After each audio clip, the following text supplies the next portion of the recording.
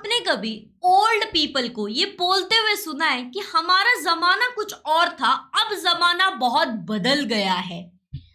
अगर आपने ये शब्द सुना है, ये लाइन सुना है उनके मुंह से, तो प्लीज एक बार कमेंट में लिखना कि yes, once upon a time, कि यस मैम ऐसा मैंने सुना है। ठीक है, यस एक बार कमेंट में लिखना अगर आपने सुना है तो। सो स्टूडेंट्स, ये जमाना बदल गया है ऐसे लोग क्यों कहते हैं? ऐसे लोग क्यों कहते हैं? अगर हम बात करें तारक मेहता की उल्टा चश्मा की, तो उसमें बीड़े एक मेवा सेक्रेटरी कहते हैं हमारे जमाने में, बाद में लोग कहते हैं बस बस बस। तो क्यों ऐसा, लोग क्यों कहते हैं जमाना बदल गया है? आज हम कुछ उसी के बारे में पढ़ने वाले इस चैप्टर में। So hello students, class 9th Maharashtra board से हम पढ़ने वाले history chapter number 9, that is changing life 1। Welcome to the channel, my name is Nilima Roy and आज हम जरा सा बदले हुए जमाने के बारे में पढ़ते हैं। सो अगर आपको इस चैप्टर का नोट्स चाहिए तो ज्वाइन कर लो इजी लर्निंग एप्लीकेशन को।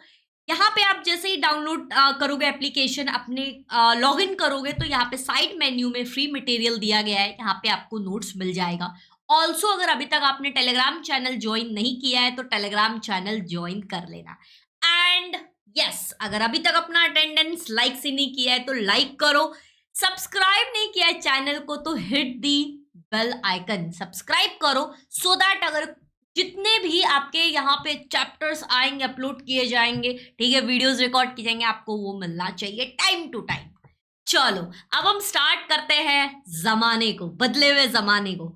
So the speed of change in the 20th and 21st centuries have been tremendous। देखा गया है बहुत तेजी से 20 और 21st सेंचुरी चेंज हो रहा है, बहुत स्पीड से चेंजेस हो रहे हैं।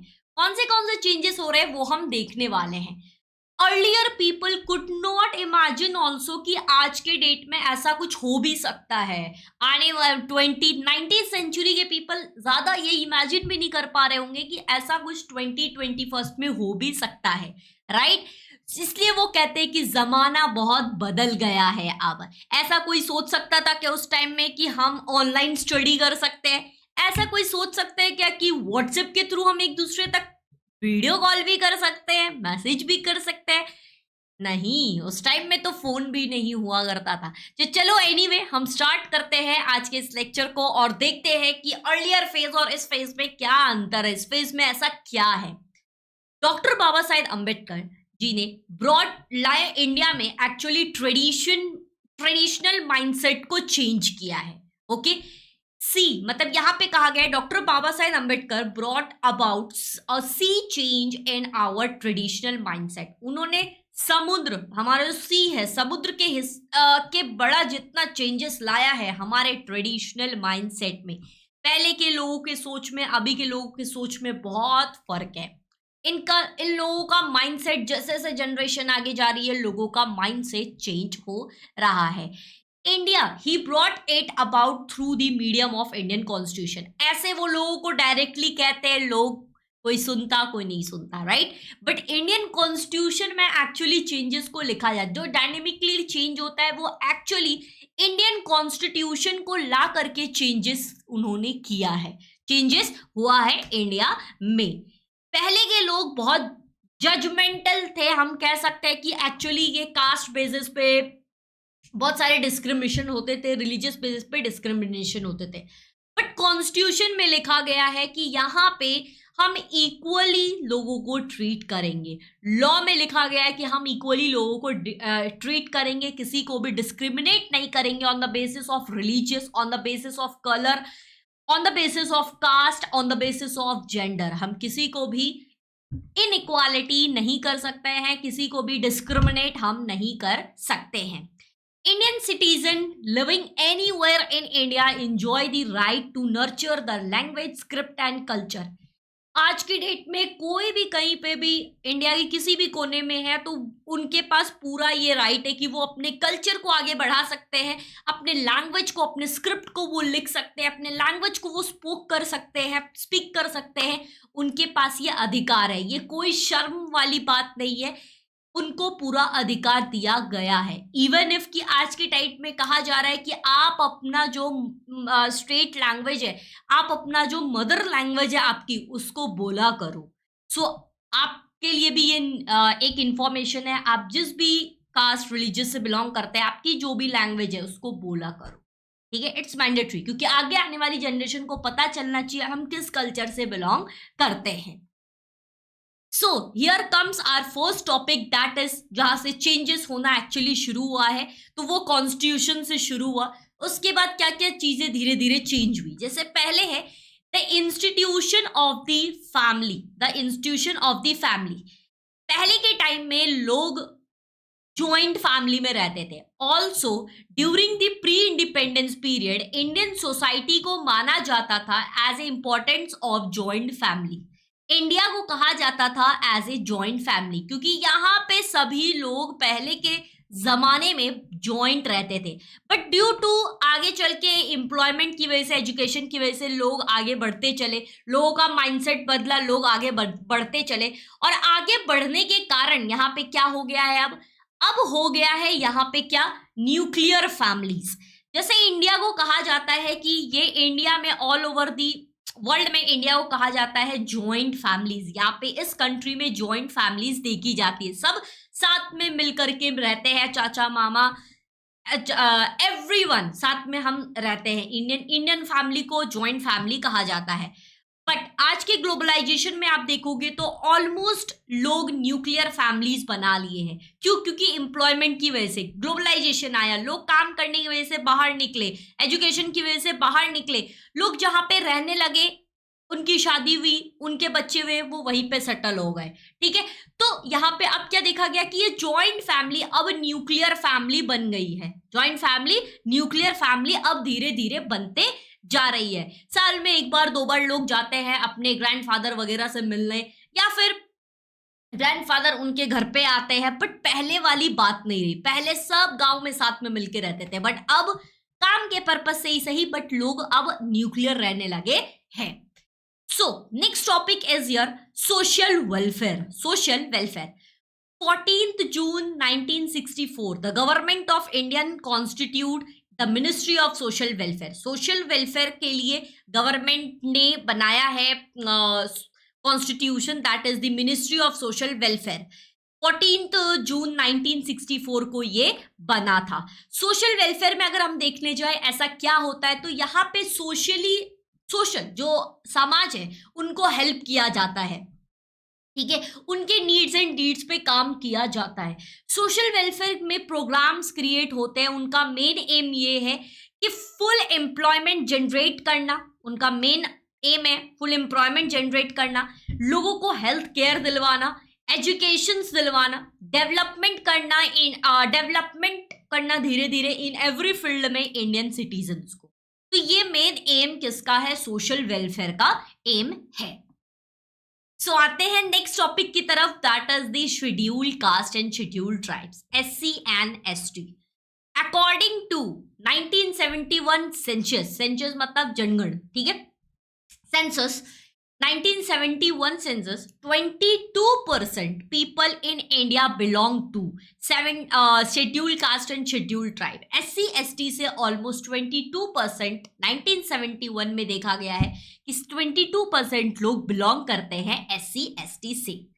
लॉ में एक्चुअली ये बना दिया गया है कि अब कोई भी हम किसी को भी कास्ट के बेस पे डिस्क्रिमिनेट नहीं कर सकते।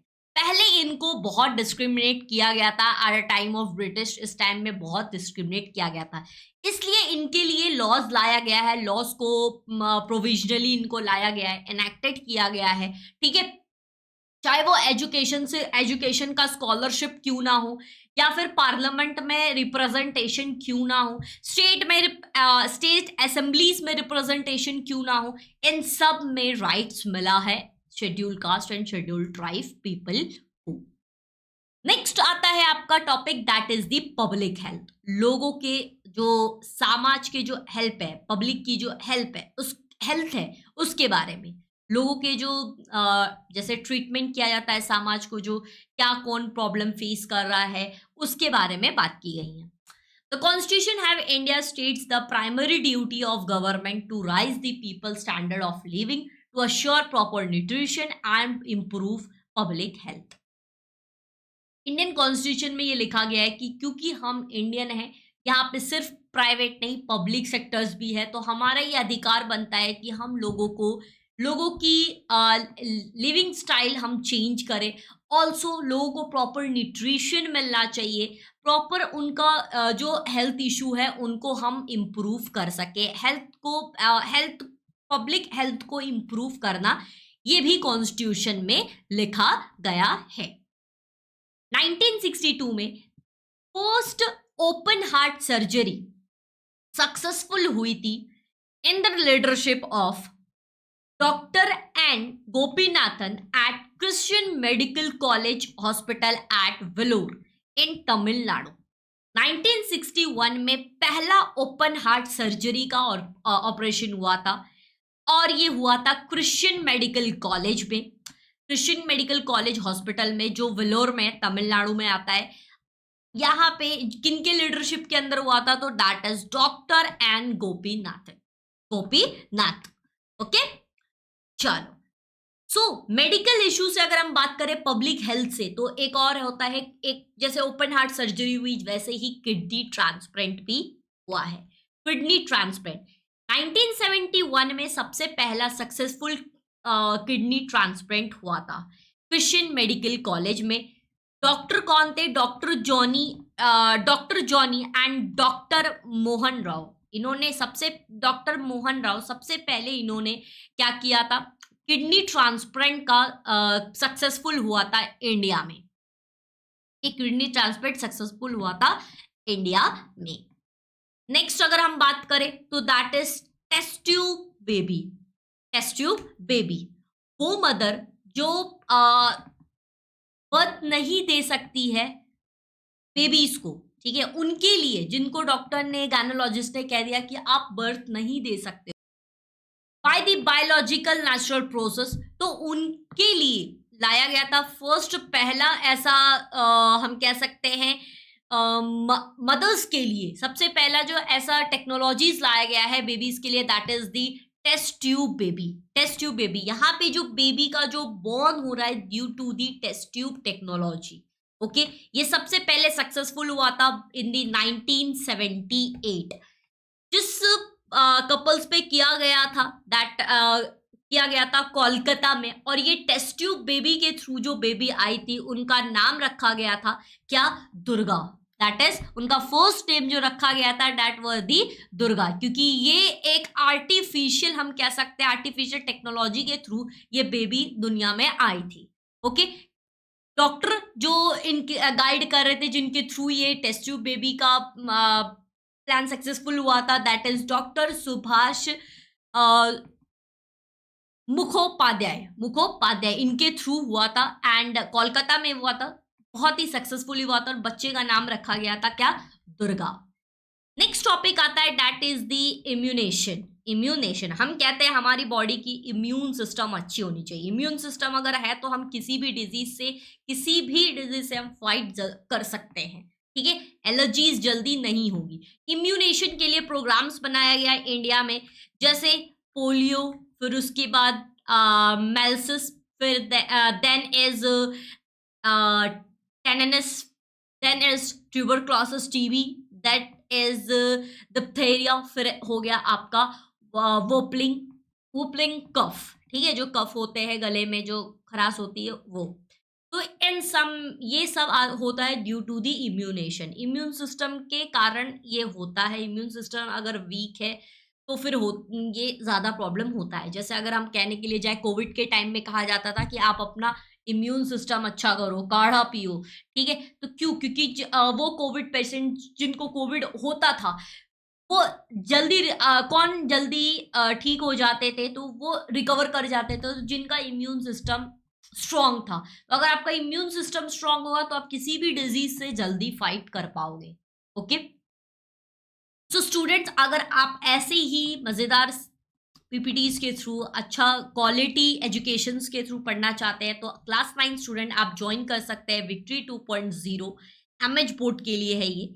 इजी लर्निंग ऐप पे आपको विक्ट्री 2.0 मिल जाएगा। ये सारे टीचर्स हैं जो आपको पढ़ाते हैं, सारे सब्जेक्ट यहाँ पे पढ़ाए जाते हैं अलग अलग टीचर के द्वारा। फुल ईयर बैच है ये, सारे सब्जेक्ट इसमें इंक्लूडेड है, डेली लाइव सेशंस होती है, फ्री टेस्ट सीरीज इसमें इंक्लूडेड है, पर्सनल मेंटोरशिप इंक्लूडेड है, regular doubt clearing sessions, notes, ये सारी चीजें आपको मिल जाएंगी। ये अवेलेबल है आपके मोबाइल पे, पीसी पे, टैबलेट पे, आईपैड पे। सारे टीचर्स बहुत एक्सपीरियंस्ड है, लाइव क्लासेस होती है, उनकी रिकॉर्डिंग्स भी आपको मिलेंगी, ठीक है, ईच एंड एवरी क्लास की। कैसे इनरोल करना है, तो आप हाउ टू बाय विक्ट्री 2.0 का वीडियो का लिंक दिया गया है डिस्क्रिप्शन में, आप जा करके एक बार चेक करें। इसकी जो फीस है वो है 5000। मैम ये ईयरली फीस है या मंथली? ये आपकी ईयरली फीस है, पूरे 9th की फीस है। सो अगर आप इंटरेस्टेड हो लाइव बैचेस ज्वाइन करने के लिए, सारे सब्जेक्ट मजेदार तरीके से पढ़ने के लिए, तो आप इस दिए गए नंबर पे कॉल कर सकते हैं, ठीक है, या फिर आप मेल भी कर सकते हैं। नंबर पे कॉल करेंगे, मी और शुभम सर कोई भी आपको गाइड कर देंगे, जो भी आपका इंक्वायरी रहेगा उसको सॉल्व किया जाए, ठीक है। चलिए आगे बढ़ते हैं, देखते हैं next topic, that is the urbanization. Urbanization हमने अभी बात की थी न्यूक्लियर फैमिली की। न्यूक्लियर फैमिली कैसे बनी? क्योंकि लोग एम्प्लॉयमेंट की वजह से लोग बाहर जाना शुरू किए, काम रोजगार करना शुरू किए, वो अपने परिवार वहीं पे बसा लिए, राइट। तो यहाँ पे अब बात हो रही है अर्बनाइजेशन की, जहाँ पे चीजें हमें बहुत इजीली मिल जाती है, जो एरिया में बहुत टेक्नोलॉजीज यूज होता है, टेक्नोलॉजीज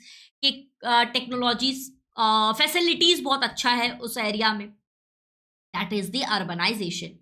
अर्बनाइजेशन एक प्रोसेस है जहाँ पे concentration of population in a city और अर्बन एरिया, सिटी जिसे हम कहते हैं वही हो गया आपका अर्बन एरिया, उसी को हम अर्बनाइजेशन भी कहते हैं। अर्बनाइजेशन में अगर हम देखने जाए, जो फैक्टर्स अफेक्ट करता है, that is air, water and economic as well as कि लोगों की कम्युनिटी लाइफ, ये फैक्टर से अफेक्ट करती है अर्बनाइजेशन में। यहाँ पे अगर हम देखने के लिए जाए, to reduce the strain of the cities it is necessary to make job available in village, achieve a balance in the economic development. अगर हमें अर्बनाइजेशन में पॉपुलेशन को कम करना है, तो जिसकी वजह से हमें विलेजेस में भी एम्प्लॉयमेंट लाना पड़ेगा, ताकि वहाँ के जो भी लोग हैं उनको बाहर जगह सिटीज में जाकर के काम ना करना पड़े, उनको अपना रोजगार, अपना काम वहीं पे मिल जाए और अच्छे से वो अपनी लाइफस्टाइल वहां पे जी सकते हैं। क्योंकि लोग बाहर कम निकलते हैं, सिटीज में कब आते हैं? काम के पर्पज से। अगर उनको काम वहां पे मिल जाएगा तो वो अपनी फैमिलीज के साथ वहीं पे रह सकते हैं, राइट। ये हो गया आपका अर्बनाइजेशन। देन आता है आपका next, that is the rural area. Rural area, village एक परमानेंट सेटलमेंट है फार्मर्स के लिए, ठीक है, near the land they themselves tilled, either individual और कलेक्टिवली।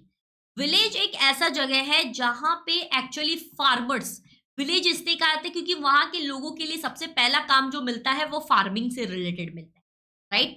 हर एक घर में देखोगे वहां पे फार्मिंग होती है, तो फार्मर्स वहां पे सेटल रहते हैं, फार्मर्स की फैमिली वहां पे सेटल रहती है, लोग वहां पे बहुत ही मतलब कनेक्टेड फील करते हैं एक दूसरे से, ठीक है, चाहे वो इंडिविजुअली क्यों ना रहे, बट लोगों से बहुत ही कनेक्टेड फील करते हैं। अगर हम कंपेयर करें अर्बन कम्युनिटी से, तो जो विलेज की जो कम्युनिटी है वो स्मॉल है, क्योंकि विलेज में लोग भी कम है, ठीक है। अर्बन में लोग ज्यादा है, तो लोग ज्यादा है तो कम्युनिटी भी ज्यादा होगा। यहाँ पे विलेज में लोग कम है तो कम्युनिटी भी कम है, ओके। ये हो गया विलेज। पता है आपको, अगर हम एक विलेज जो बहुत ही स्मॉल है, स्मॉल विलेज को क्या कहा जाता है? हैमलेट कहा जाता है, ठीक है। आपको पूछा जा सकता है माइट भी एग्जाम में, हैमलेट कहा जाता है स्मॉलर विलेज को। जो एक विलेज है, विलेज से भी जो छोटा विलेज है, ठीक है, उसको हम लोग क्या कहते हैं? सबसे छोटा विलेज को कहते हैं हैमलेट, ओके। तो विलेज की बात हो गई। यहाँ पे विलेज में अगर सबसे पहले अर्बनाइजेशन तो नहीं आई थी, सबसे पहले विलेज ही था। अगर हम बात करें पोस्ट इंडिपेंडेंस पीरियड, यहाँ पे people keeping in the mind the goal of the rural development, the collective development schemes has came to in force. अगर हम देखने जाए तो पोस्ट इंडिपेंडेंस के बाद अगर हम बात करें, तो रूरल एरिया में भी आजकल बहुत ज्यादा डेवलपमेंट किया जा रहा है। उनके डेवलपमेंट के लिए बहुत फोर्सफुली आजकल काम हो रही है। लोग गांव में भी आजकल लोगों को रोजगार मिल रहे हैं, ठीक है।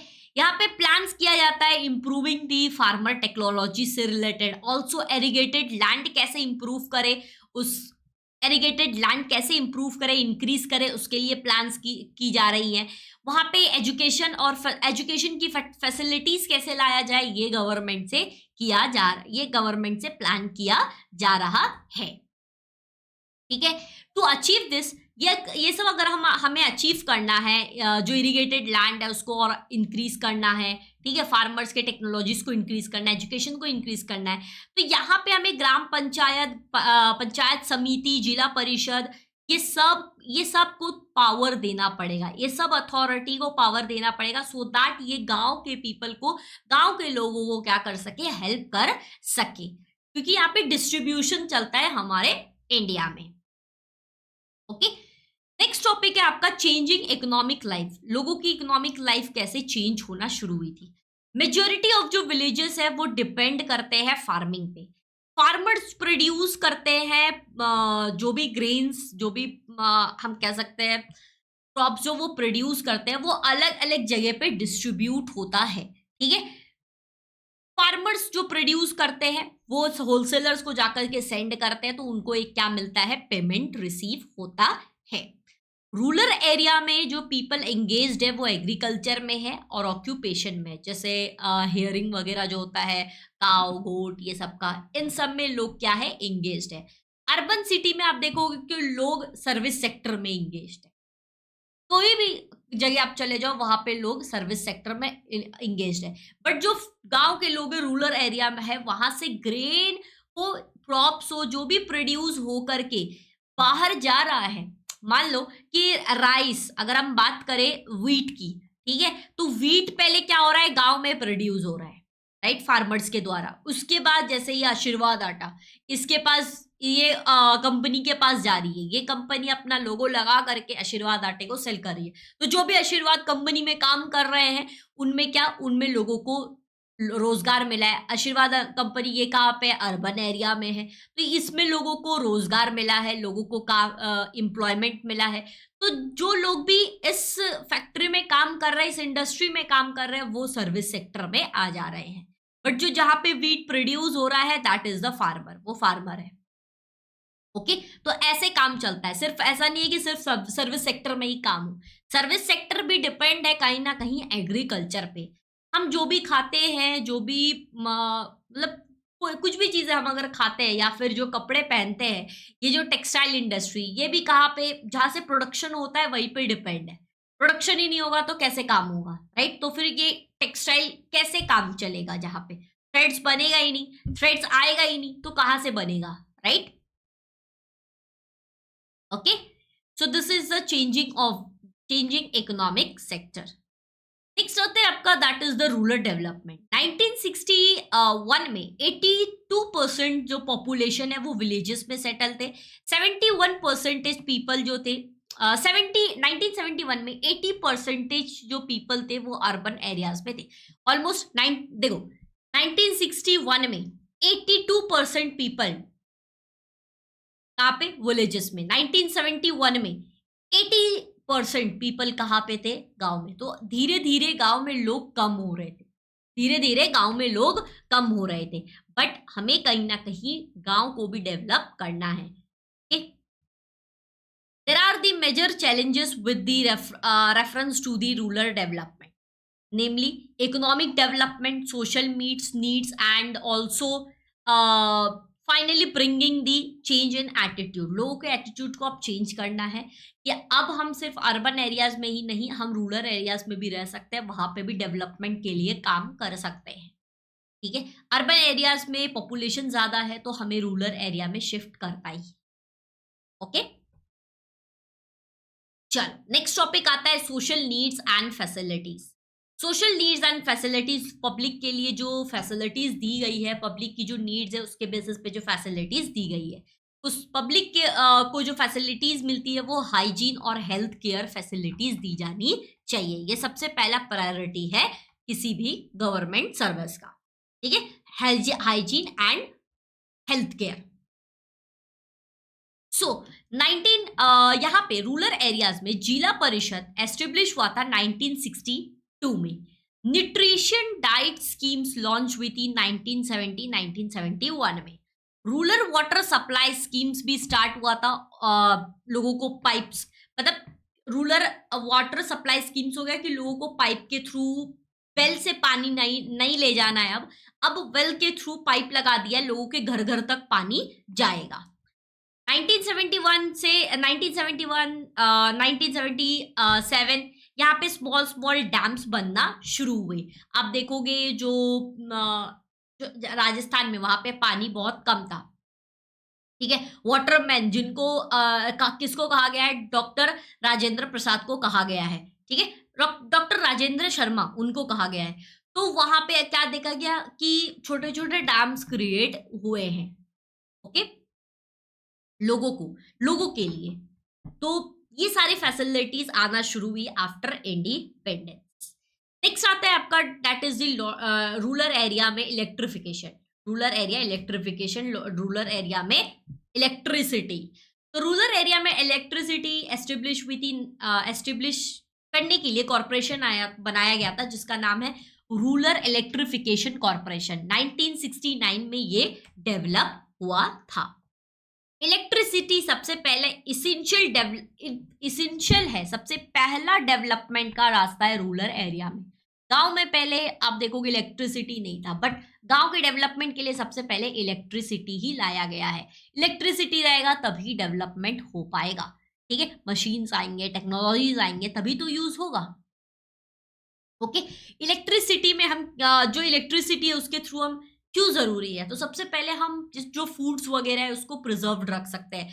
मिल्क, एग्स, फ्रूट्स, वेजिटेबल्स, ये सबको प्रिजर्व रख सकते हैं।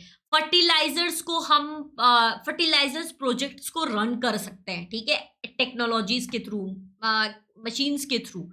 Fans, television, lights, also studying at night के लिए लाइट्स चाहिए, टेलीविजन इंटरटेनमेंट के लिए चाहिए, गर्मी के लिए पंखा चाहिए।